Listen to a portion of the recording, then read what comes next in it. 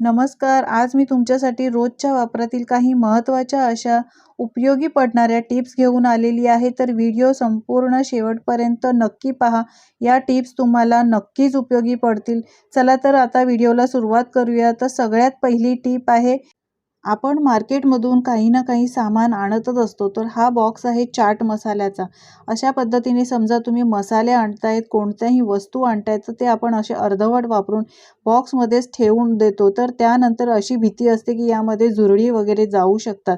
तर ती जाऊ नये तर यासाठी एक सोपी ट्रिक सांगणार आहे. तर असा रबर घ्यायचा आहे आणि रबर अशा पद्धतीने या बॉक्सला लावायचा आहे. त्यामुळे यामध्ये अजिबात झुरळे किंवा किडे-मुंगी जाण्याची भीती राहणार नाही. तर कशी वाटली टिप्स ही कमेंट करून नक्की मला सांगा. पाहूया दुसरी टिप. तर इथे मी पॅन घेतलेला आहे. आपण डोसे वगैरे यामध्ये बनवत असतो. तर हे पाहू शकता तुम्ही आजूबाजूला संपूर्ण पॅन काळा पडलेला आहे. तर हे काढायचं कसं? याला घासणीने घासू नाही शकत. घासणीने घासलं तर हा पॅन पूर्णपणे खराब होणार. तर यासाठी काय केलं आहे मी, गॅस तापवलेला आहे आणि 2 मिनिटं चांगला कडकडीत हा पॅन गरम करून घ्यायचा आहे.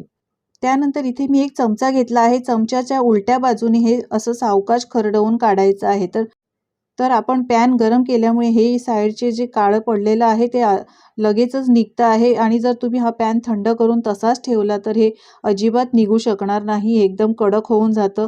त्यामुळे गरम करायचं आहे आणि अशा पद्धतीने सावकाश खरडवून काढायचं. जोरात घासायचं नाही.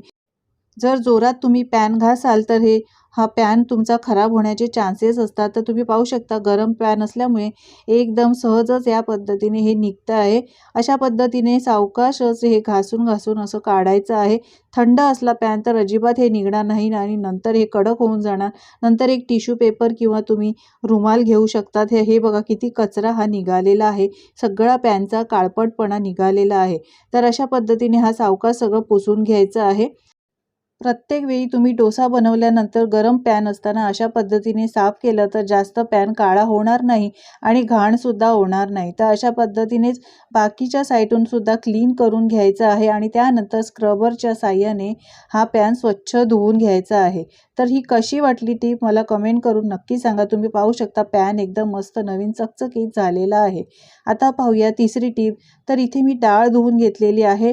डाळ धुवून घेतल्यावर आपण कुकरला लावायची आहे. पण प्रत्येक वेळेला तुम्ही पाहिलं असेल की डाळ जेव्हा आपण कुकरला लावतो त्यावेळेला ती उतू जाते. तर त्यासाठी एक टीप आणलेली आहे.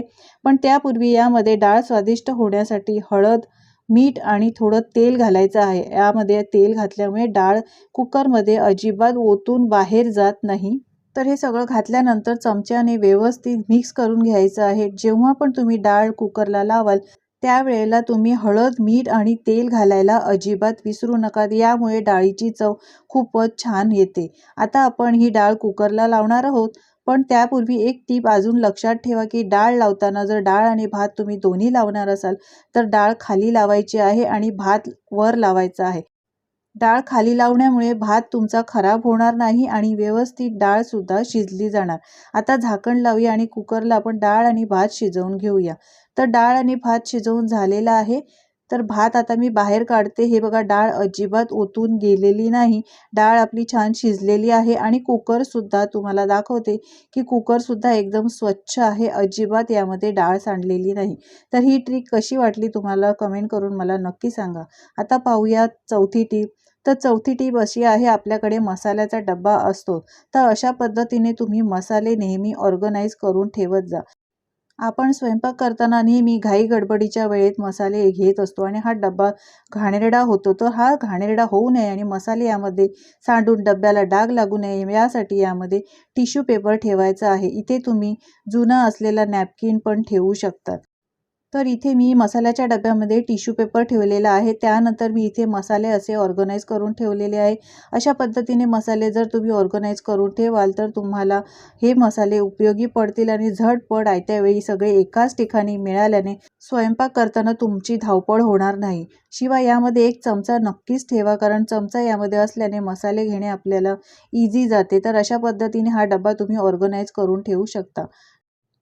आता पाहूया पाचवी टीप. पाचवी टीप अशी आहे, ब्लाऊज आपण असे घडी घालून बॅगेमध्ये ठेवून देतो आणि बऱ्याच वेळा असे ठेवल्यामुळे यातील हुक जे असतात ते गंज पकडतात. तर हुक आपले ब्लाऊजचे गंज पकडू नये तर यासाठी काय करावं आणि हे हुकाला गंज पकडल्यामुळे बाजूच्या पट्ट्यासुद्धा खराब होतात. तर यासाठी अशा पद्धतीने तुम्ही एक न्यूजपेपर घ्यायचा आहे आणि हुक असलेली जागा ती वर करायची आहे. त्यानंतर आपण ब्लाऊज हा असा फोल्ड करायचा आहे आणि तुम्ही असा ब्लाऊज साडीमध्ये ठेवला तरी याला गंज पकडून डाग पडण्याची भीती राहणार नाही. तर ही महत्त्वाची टीप तुम्हाला कशी वाटली कमेंट करून सांगायला विसरू नका. आता पाहूया 6वी टीप. तर 6वी टीप साडीसाठी आहे. आपण साडी हँगरला लावतो आणि ती नेहमी साडी घाई गडबडीच्या वेळी पडत असते. तर ती साडी ऑर्गनाइज कशी करायची म्हणजे साडीची घडी घालून कशी ठेवायची यासाठी मी एक भन्नाट टीप तुमच्यासाठी घेऊन आलेली आहे. तर साडी अशी डबल फोल्ड करून घ्यायची आहे. त्यानंतर वरच्या बाजूला लहान एक फोल्ड करून घ्यायची आहे. तुमच्याकडे जो कोणता हँगर असेल तो हँगर यामध्ये घालायचा आहे. अशा प्रकारे तुम्ही ऑर्गनाइज ही साडी करू शकतात आरामात आणि खालची फोल्ड केलेली साडी ही वर अशा पद्धतीने टाकायची आहे. म्हणजे तुम्ही घाई गडबडीच्या वेळेस साडी कशीही ठेवली असाल तर अजिबात ही खेचली जाणार नाही, सुळसुळीत होणार नाही आणि सुळसुळीत होऊन ही साडी देखील पडणार नाही. कशा पद्धतीनेही तुम्ही ठेवली, कशा प्रकारेही कपाटात ऑर्गनाइज करून ठेवली तरी ही साडी पडण्याचे चान्सेस अजिबात नाही. तर अशा प्रकारे ही साडी तुम्ही कपाटामध्ये व्यवस्थित ठेवू शकता. तर कशा वाटल्या या टिप्स तुम्हाला? यामधील कुठली टिप सर्वात जास्त आवडली हे कमेंट करून सांगायला मला अजिबात विसरू नका. आवडल्यास लाईक करा, शेअर करा आणि चॅनलवर माझ्या नवीन असाल तर सबस्क्राईब करा. धन्यवाद.